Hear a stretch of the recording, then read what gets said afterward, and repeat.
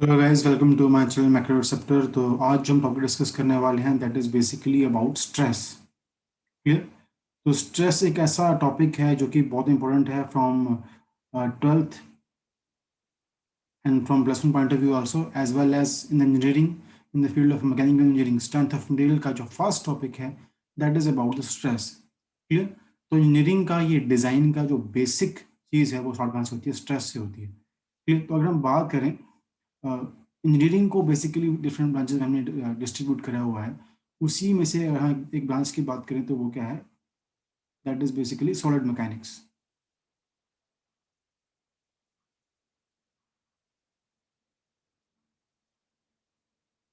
Okay. तो solid mechanics के आगे दो ब्रांचेस हैं, इसको दो पार्ट्स में डिवाइड करा गया है। फर्स्ट वन बेसिकली क्या है? That is mechanics of rigid body. Mechanics of rigid body.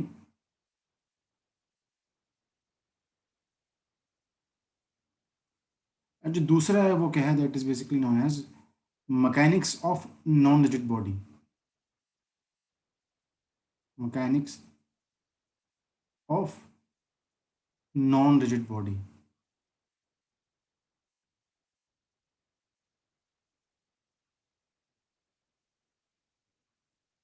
तो अगर हम बात करें mechanics of rigid body, basically इसका मतलब यही है, आपकी जो बॉडी है वो रिजिड है, उसमें डिफॉर्मेशन नहीं होगा। Clear. So it is also known as mechanics of deforming bodies, that is basically for what?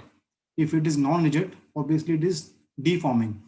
तो सिंपल सी बात है, जब हम बात करते हैं mechanics of non rigid bodies की, इट मीन्स आपकी बॉडी रिजिड नहीं है तो वो क्या है? बॉडी इज डिफॉर्मेबल, उसमें डिफॉर्मेशन पॉसिबल है। Clear. So it is also known as mechanics of deformable bodies, जिसमें डिफॉर्मेशन पॉसिबल है। और इसी को हम क्या बोलते हैं? This branch basically is known as what? इसी को हम बोलते हैं मॉस या फिर सोम, that is called strength of material. Clear. So one point is for sure कि सोम में हम जितनी भी बॉडीज स्टडी करेंगे वो सब क्या होंगी? They are deformable. It means उन बॉडीज में डिफॉर्मेशन पॉसिबल है। वेर एज जो हम बात करते हैं सिंपल मैकेनिक्स की, अप्लाइड मैकेनिक्स जो पढ़ते हो आप, वहां पे जितनी बॉडीज होती हैं they are all rigid. It means उन बॉडी की डिफॉर्मेशन, उन बॉडीज में डिफॉर्मेशन नहीं होती है। क्लियर। तो ये मेन डिफरेंस है जो आप पढ़ते हो अप्लाइड में और जो आप पढ़ने वाले हो स्ट्रेंथ ऑफ मटेरियल में। Clear. Now to start with what is basically stress. तो अगर हम स्ट्रेस की बात करें, let us suppose this is a case of a simple rectangle that I am taking. This is just a rectangle. Okay. उस rectangle के both sides के ऊपर I am applying a load of force that is called P on both sides of it. Clear. And both the forces are equal and opposite. So they are acting in the outward direction. Clear. जब भी हम बात करते हैं stress की, clear, all of you know what is stress. When somebody asks what is stress, we say stress is basically what? It is a load upon area. Clear. And units will be load in newtons, area in meter square or millimeter square. Now, this is not the exact definition of the stress. Clear? When I talk about the stress, it is more than P by A. Clear? तो जब भी आप force apply करते हैं, for example यहाँ पे मैं rectangle की बात कर रहा हूँ, let us suppose I am taking a cross section X of this rectangle that I am having. Clear. तो उसका मैं सेक्शन कौन सा ले रहा हूँ? I am taking cross section of it as X, X dash, let us suppose. तो होगा क्या? Because of the forces of cohesion between the molecules of the body that we have, जब भी आप किसी बॉडी के ऊपर फोर्स लगाते हो, you will get equal and opposite reaction, that is Newton third law. तो जब आप यहाँ पे फोर्स लगा रहे हो पी बाहर की ओर, क्लियर, इसको काउंटर बैलेंस करने के लिए यहाँ पे एक फोर्स लग रही है because of the fibres, because of the molecules of the body which are acting in the opposite direction of it, जो आपको यहाँ पे दिख रहा है। तो ये जो रेजिस्टेंस आपको यहाँ पे शो हो रहा है, ये बेसिकली क्या है? This is known as resistance force. तो जो बॉडी है वो क्या कर रही है? उस लोड को रेजिस्ट करने का ट्राई कर रही है जो आपने अप्लाई किया है। क्लियर। तो ये वाली जो आपकी रेजिस्टेंस फोर्स है जो बॉडी में प्रोड्यूस हो रही है, वो इसको बैलेंस कर रही है पी को। And similarly on this side of it, जो आप पी लगा रहे हो, उसको बैलेंस करने के लिए we having some forces again which are acting in the opposite direction to the applied force, clear, to counterbalance it, they are also known as resistance forces. तो ये भी क्या है, resistance force. It means combinedly, resistance forces are trying to balance both the forces which are acting upon the body. Clear? So this cross section over here is helping us to counterbalance the forces P that we are applying. So because of this resistance or the resistance force that we have, the stress will be produced on the body, and this stress basically is known as what? It is known as internal resistance, force, simply internal resistance upon,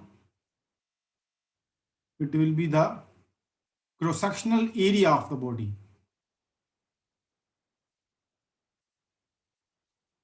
Clear? So it will be basically what? It will be sigma. This resistance that we are having over here will be R, but this R will be equal to the P. So we can say the sigma will be R upon A, resistance upon area, or we can say since R is equal to P, so we can say it is P upon A. Now this is the value of stress that we are having. So stress will never be P upon A directly. It will be internal resistance upon the cross-sectional area of the body that is producing or resisting the force applied. Clear? तो इसको better example में आपको present करना हो, let us suppose I am taking a case over here. This is my new case. Let us suppose I am applying the forces P1 over this side and P2 over this side. Okay. Let this will be the length of it. इसको मैं L से represent कर रहा हूँ. So when I apply P over this side and P over this side, clear? So there will be some portion of this body. Let us suppose यहाँ पे उसको ले रहा हूँ, उसको cross section को मैं, clear? That will try to produce resistance to it. तो इस body के अंदर आपके पास we are going to have the forces which will be produced like this, and they will try to resist the force that we are applying over it. Clear? तो ये basically क्या होगा, आपके पास रेजिस्टेंस होगा जो आप अप्लाई कर रहे हो. Clear? This is only P1, this is also P1 because I am saying they are equal, so we can call it P1 और we can also simply call it P, तो both is same, उसमें कोई issue नहीं है. सो इस P1 को balance करने के लिए यहाँ पे क्या रेजिस्टेंस है, so we can say that P1 will be equal to R, यहाँ भी और यहाँ पे भी जो आप P1 अप्लाई कर रहे हो, this will be equal to R. Now if I say find the value of stress, so here the stress will be sigma will be equal to now P or the R that we have, resistance upon, I call it cross-sectional area. अब ये कौन सा cross-sectional area है, यही वाला cross-sectional area है, clear, जो कि इसको रेजिस्ट करेगा. तो इस cross-sectional area की मैं बात करूं, अगर ये L है, let us suppose this is B, breadth of it, and this is depth D. तो ये आपके पास क्या हो जाएगा यहाँ पे, this will be your B and this the height of it will be your D. तो अगर आप यहाँ से पूछो आपके पास सिग्मा कितना आएगा, you will say sigma will be R upon A, it will be P1 that we are having over here, and A will be what, area of this cross section. इसका एरिया कितना आएगा, B multiply by D. तो वहां पे आप L को count नहीं करोगे, हम क्रॉस सेक्शन वही काउंट करेंगे जिसके परपेंडिकुलर आप क्या लगा रहे हो, लोड को अप्लाई कर रहे हो. क्लियर? तो यहां पे अगर आप चेक करोगे, जो आपका P है वो कैसे अप्लाई हो रहा है, जो आपका P है वो क्रॉस सेक्शनल एरिया या फिर सरफेस जो उसको रेजिस्ट करता है उसके क्या है, वो परपेंडिकुलर है, इस तरह से लग रहा है वो. तो अगर वो उसके परपेंडिकुलर है तो उसको हम क्या बोल देंगे, we are going to call it normal stress. Clear? तो जो आप यहाँ पे निकाल रहे हो stress, this stress that we are having, we can also call it normal stress. जब भी जो आप लोड अप्लाई कर रहे हो, it will be perpendicular to the surface area or the cross-section area on which we are applying it, it will be known as normal stress. Clear? Normal stress जो होती है वो दो तरह की होती है, it can be tensile stress or it can be compressive depending upon the load that we are applying. If it is acting in the outward direction like this, it is called tensile stress. If they are acting towards the area like this from both sides of it, we are going to call it compressive stress. Clear? So it all depends upon the way we are applying it. Okay. Now next thing, if I talk about the units of it, अगर हम units की बात करें तो क्या होता है? Units will be Newton per meter square, or they can be Newton per millimeter square, or they can be kilonewtons per metre square. Clear? और आपके पास जब भी आप पास्कल लिखते हो, आपको स्ट्रेस पास्कल में गिवन होगी, तो जो 1 पास्कल होता है, it is basically is equals to 1 newton per metre square. Clear? So 1 mega pascal will be equal to 10 raised to power 6 newton per metre square. 10 giga pascal will be equal to what? 10 raised to power 9 Newton per meter square. Clear? So it can be deca, hecta, kilo, mega, in giga or in teras also. Clear? So 1 Pascal basically is equals to 1 Newton per meter square. Now one more thing that is basically about the stress, that which kind of quantity is stress, whether it is a scalar quantity. Scalar means it is having only magnitude. तो stress scalar नहीं है. Second, after that we have vector quantity. Vector में क्या होता है? We have magnitude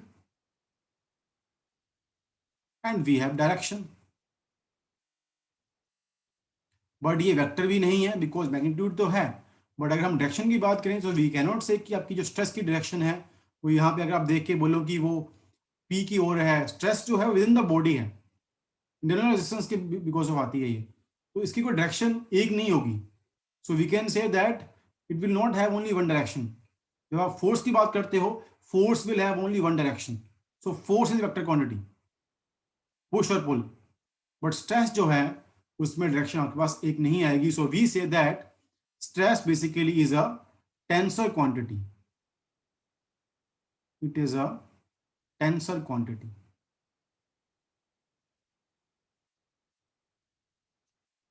Okay, and one more types of stress that we have over here, this is known as shear stress, that is called tau.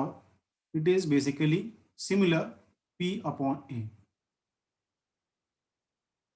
Clear? तो इसमें confusing कुछ नहीं है. जब भी आप जो फोर्स अप्लाई कर रहे हो या आप लोड अप्लाई कर रहे हो, if it is parallel to the surface area, clear, then it is known as shear stress. तो ये नॉर्मल का उल्टा है. नॉर्मल स्ट्रेस में क्या होता है, आपकी जो लोड अप्लाई करते हो that is perpendicular to the surface area. यहां पे ये क्या आ रहा है, it is parallel to the surface area on which the resistance is produce. Clear? तो अगर हम यहाँ पे बात करें, लेट अस सपोज आप यहाँ पे पी फोर्स अप्लाई कर रहे हो इस डायरेक्शन में कंबाइंडली, एक फोर्स ये है P. So to balance this we are going to have P force over here also, क्योंकि ये फिक्स है नीचे से. तो यहाँ कहीं से आके हम बात करें, यहाँ कहीं आपका कुछ एरिया रहेगा तो इसको रजिस्ट करेगा. क्लियर? तो ये एरिया जो रहेगा आपके पास, इसके ऊपर जो रेजिस्टेंस रहेगा वही हम बेसिकली क्या बोलते हैं कि वो आर के इक्वल आता है. तो इसको चाहे आप पी बोल लीजिए या इसको आप आर बोल लीजिए, कंसेप्ट सेम है. क्लियर? बॉडी रेजिस्ट कर रही है, इसको रेजिस्ट करने के लिए आपके पास जो रेजिस्टेंस है वो यहाँ पे आएगा इस डायरेक्शन में, और ये वाली जो पी है इसको रेजिस्ट करने के लिए जो बॉडी है वो इसको यहाँ से रेजिस्ट करेगी. क्लियर? तो यहाँ पे अगर आप बात करें सिग्मा की, it will be P upon A. Okay, so this is basically known as what? This is known as shear stress. shear stress को हमें सिंपली याद रखना है कि जब आप फोर्स जो अप्लाई कर रहे हो that is basically parallel to the area, surface area upon which we are considering the stress. Clear? Then it is known as shear stress. If it is perpendicular to it, then it is normal stress. If it is parallel to it, then it is shear stress. That's it. Okay. So that is all from today from my side in the lecture of SOM today. So I will be continuing next time with the strain part of it and different types of stress that we have.